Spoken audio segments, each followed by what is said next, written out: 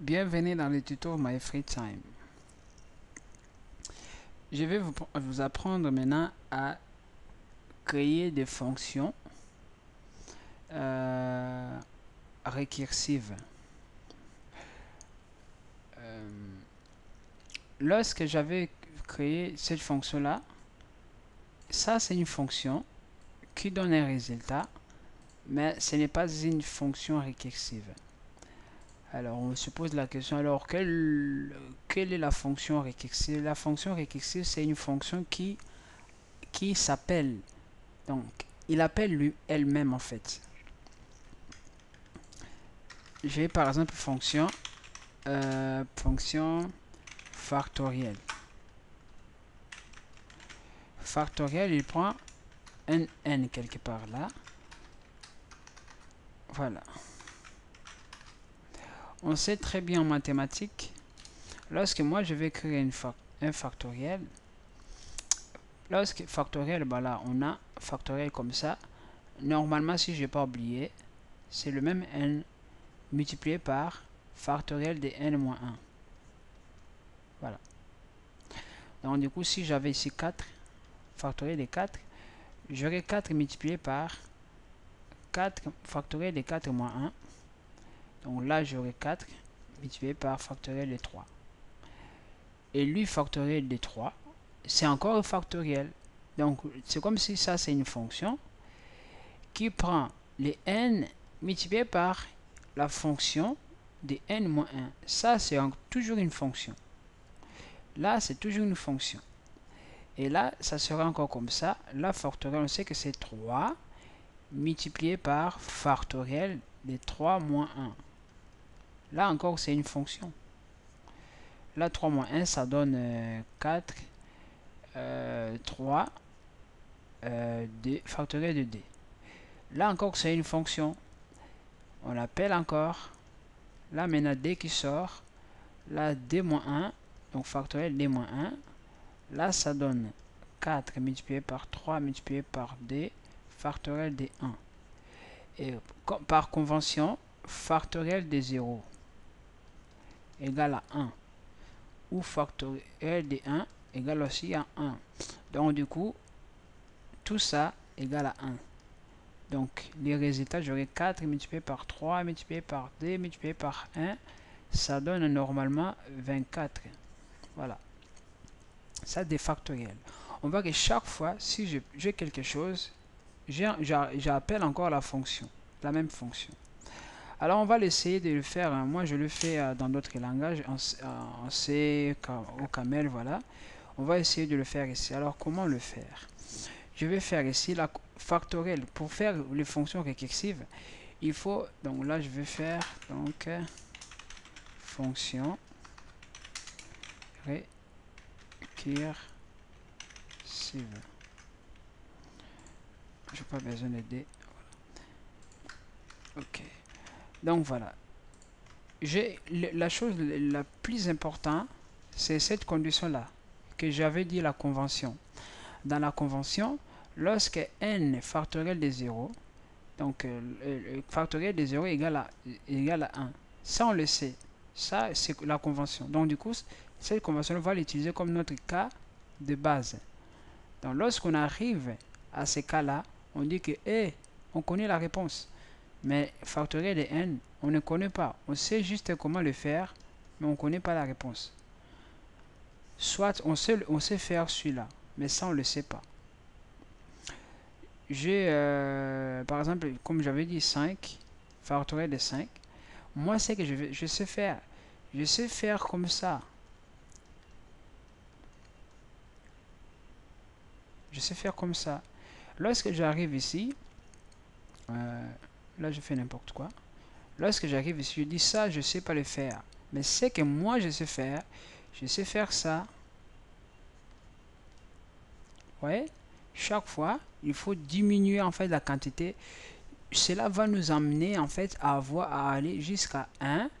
Lorsqu'on arrive au factoriel de 1, on dit waouh, là je sais faire. Et après on commence à remonter. Là, moi je n'ai pas donné beaucoup de précision. Mais lorsqu'on arrive là, en fait on commence à remonter de nouveau pour obtenir les résultats. Donc du coup, en fait, lorsqu'on descend, on fait juste des opérations comme ça. Vous avez vu, j'ai maintenu en fait les opérations à multiplication. Pourquoi j'aurais pu faire les opérations déjà là, mais je ne le fais pas. Je le maintiens jusqu'à ce que j'arrive ici. Comme j'arrive ici, je connais les résultats. Ben là, je commence maintenant à remonter, à faire 1 multiplié par le factoriel du truc là. Donc je remonte jusqu'à ce que j'aurai 24. Bon, je n'ai pas besoin de faire beaucoup d'explications pour que vous le compreniez. Vous allez voir comment ça marche. Comme je dis que factoriel, c'est une fonction qui appelle lui-même. Donc, par rapport à appelle lui-même par elle-même par rapport au cas de base. Là, je fais maintenant if n est égal, regardez, est égal à 0. Qu'est-ce que je fais? Je fais retourne 1, comme ça. Else, je fais retourne n multiplié par factoriel de quoi? De n moins 1. En tout cas, on va essayer ça hein, pour voir si ça marche. Là, j'appelle factoriel des 4. J'applique. Là, bon, bien sûr, on n'a pas les erreurs. Déjà, c'est bon. Je dis que la factoriel, là, il nous renvoie en fait les résultats. Pour nous renvoyer les résultats, il faut pardon, afficher les résultats. Là, qu'est-ce qu'on voit? On voit 24. Si j'appelle ça factoriel de 5, normalement, il va me renvoyer 120. Voilà, ainsi de suite. Voilà. Là, c'est les factoriels. Voilà. Alors, on peut faire aussi la somme. Factoriel, c'est comme la multiplication. On peut faire aussi cette somme-là. Voilà, qui da pair. Voilà. Non. Qui donne pair, en fait. Voilà. Et là, on fait i, voilà, on met 0. Voilà. Bon, là, on ne fait pas comme ça. On doit non plus exagérer. Et là, il fait la somme des i. Voilà.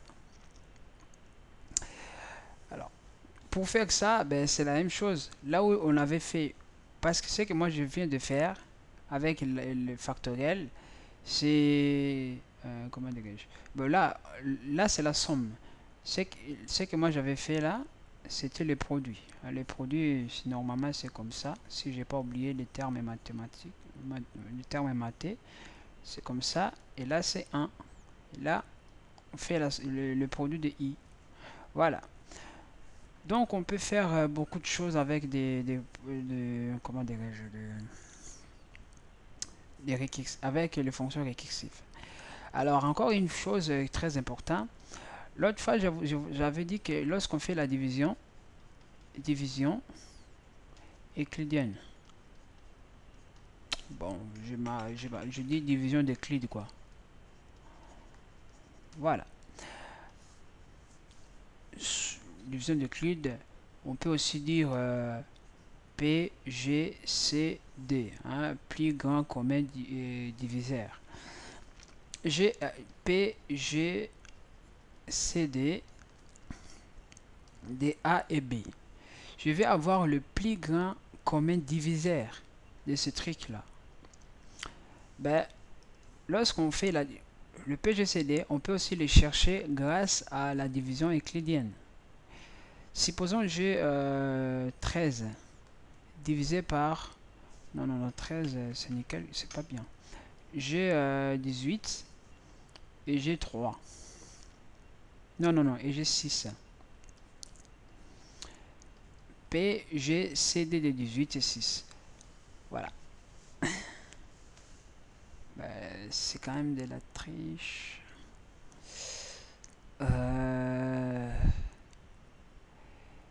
Voilà.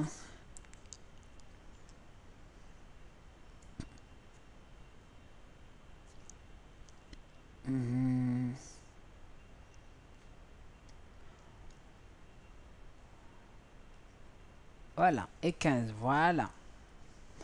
PGCD de 15. Alors, qu'est-ce qu'on fait? Je vous ai dit, hein, A. Hein, je demande encore l'excuse pour les maths.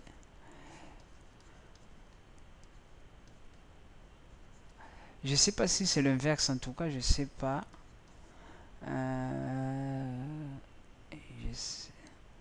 Je sais plus si c'est l'inverse. En tout cas, franchement, les maths, excusez-moi, hein, dans ce truc-là. Voilà, parce que ce truc-là est vrai. Il dépend en fait de cette confirmation. Alors, si déjà cette confirmation-là, voilà, c'est pas bonne, hein, donc du coup, tout ça, c'est faux. Voilà. Maths, il faut être rigoureux. Donc là, je demande encore des excuses, hein. Donc du coup, j'ai mon A, j'ai mon B. Qu'est-ce que je fais? Comme il y a un algorithme, hein, ben, je fais 18, c'est mon A, hein, égal à quoi? Ben, B, c'est la division euclidienne, hein, de A multiplié par B, j'ai B. B, je mets ici là-bas 5 multiplié par Q. Q, c'est lorsque 18, là, si je le divise, j'aurai 1. Le reste, ça sera 3. Je prends les 5, je le mets, et 15, je le mets là. Voilà. Je prends 15, je mets là. Je fais quoi?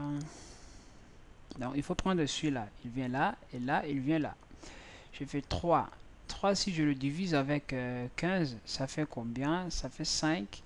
Il me reste 0. Donc, lui, là, ça sera mon PGCD. Voilà. Donc, du coup, qu'est-ce qu'on voit? On voit qu'on arrive quand même à établir l'algorithme. Je dis si j'ai A et B, donc j'aurai quoi? J'aurai A et qui 1 plus R1. Premier reste. Je mets le B ici, je mets le qui 1 ici, multiplié par qui 2 plus... franchement, c'est n'importe quoi. Là, lui qui va là, et lui qui va là. Voilà, là, j'ai fait n'importe quoi, encore une fois. Heureusement, je me suis rendu compte. Là, j'ai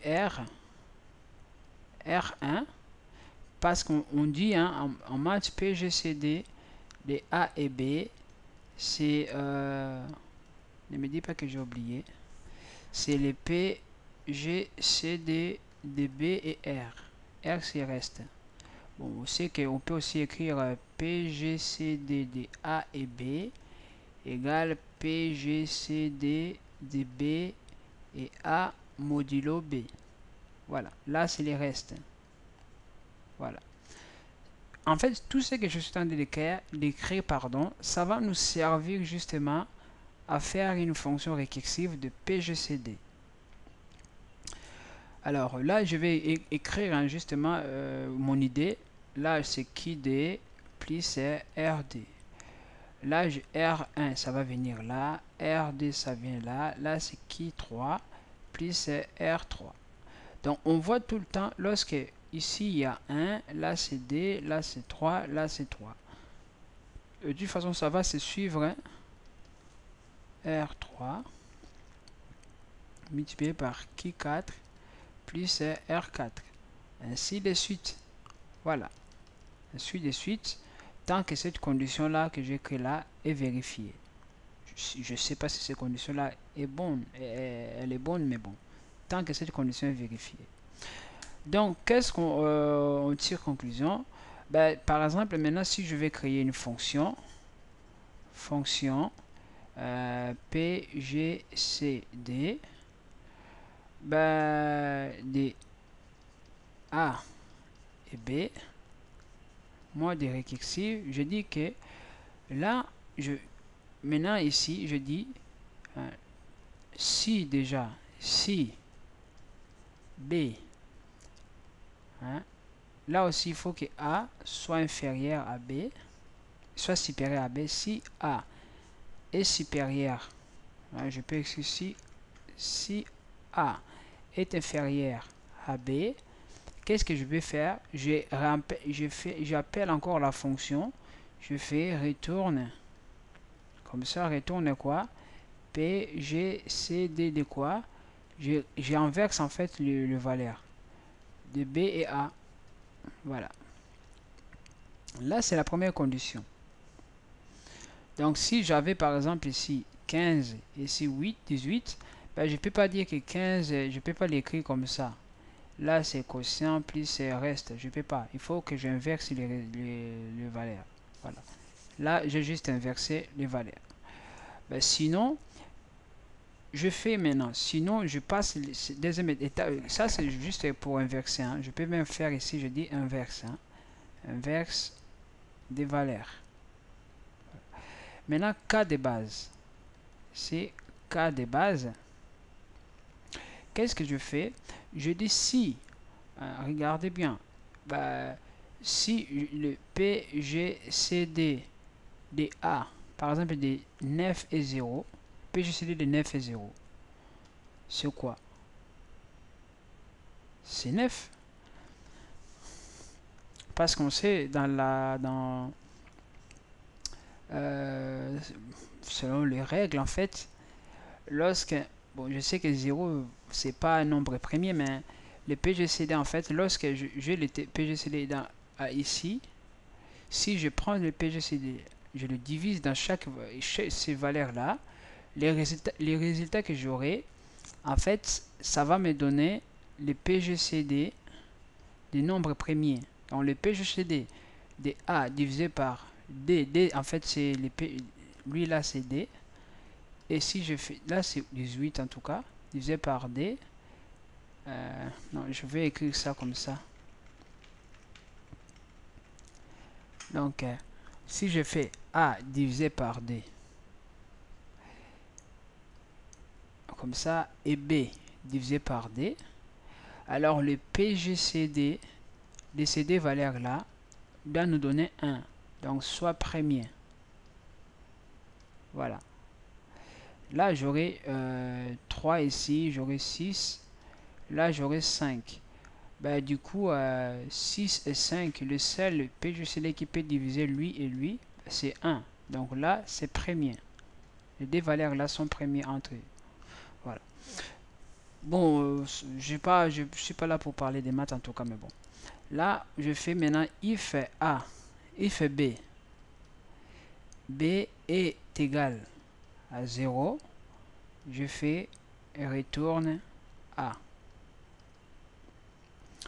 Sinon, qu'est-ce que je vais faire? Ben, sinon, je fais retourne.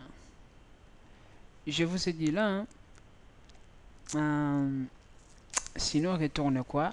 Je vous ai dit que le PGCD de A et B, c'est quoi? C'est le PGCD de B divisé par A modulo B. Soit B et reste.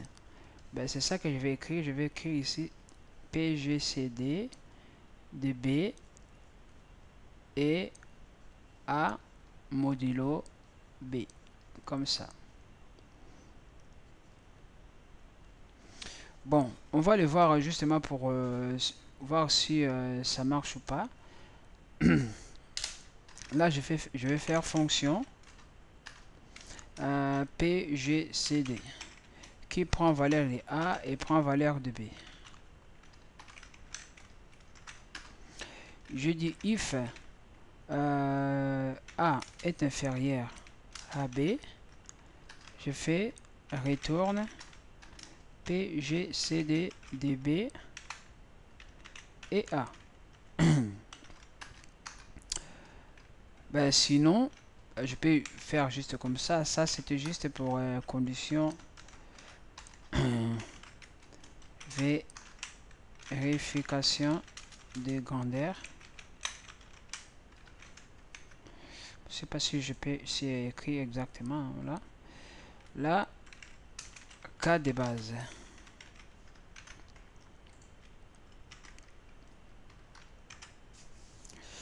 Là, si B égale à 0, je fais retourne A. Else, je fais retourne le PGCD de B et A A modulo B.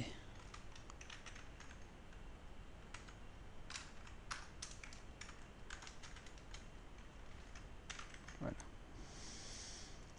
Voilà. Bon, je vais essayer. Hein. Je suis pas sûr que ça va marcher, mais bon. Là, je vais mettre 15 et non 18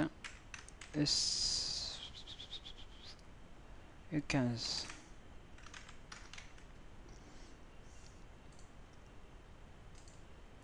Et là, qu'est-ce qu'on voit? On voit il y a les résultats 3. Ben, supposons ici, si je mets 6 et 5, il y a quoi? 1. Voilà. Donc ça, c'était PGCD, donc fait une fonction PGCD, mais faite en récursivité. Voilà. Donc on peut dire qu'on commence déjà à comprendre en fait comment ça se fait la récursivité. Donc la récursivité, c'est rien de plus que la récursivité existe hein, lorsque une fonction, lorsque on peut écrire, on peut résoudre ces problèmes-là ou lorsque ces problèmes-là peuvent être résolus grâce à un algorithme. Un algorithme, par exemple, algorithme d'Euclide. Là, je vais le faire, ça marche. Si algorithme, par exemple, comme on dit, il y a l'algorithme qui prouve le PGCD. Bon, PGCD, je le fais factoriel. Il y a l'algorithme. On peut l'écrire dans le système d'algorithme. Là aussi, je le fais dans le système récursif. Je peux faire aussi la multiplication. Il y a aussi le Fibonacci. Hein, voilà. Comme on peut écrire surtout les suites, voilà. Les suites, on peut les faire. Les suites, vraiment, c'est vraiment la récursivité. Donc, si on peut prouver son algorithme dans la récursive ou la récursivité, dans la récurrence, voilà, on peut le faire. Voilà. Bon, je pense que je vais quand même un peu parler beaucoup de maths. J'aime, bon, c'est pas que j'aime pas, mais j'aime beaucoup. Mais dans ce cours-là, je vais pas parler beaucoup de maths. Donc, on se donne quand même les rendez-vous dans le tutoriel suivant. Donc voilà. À bientôt.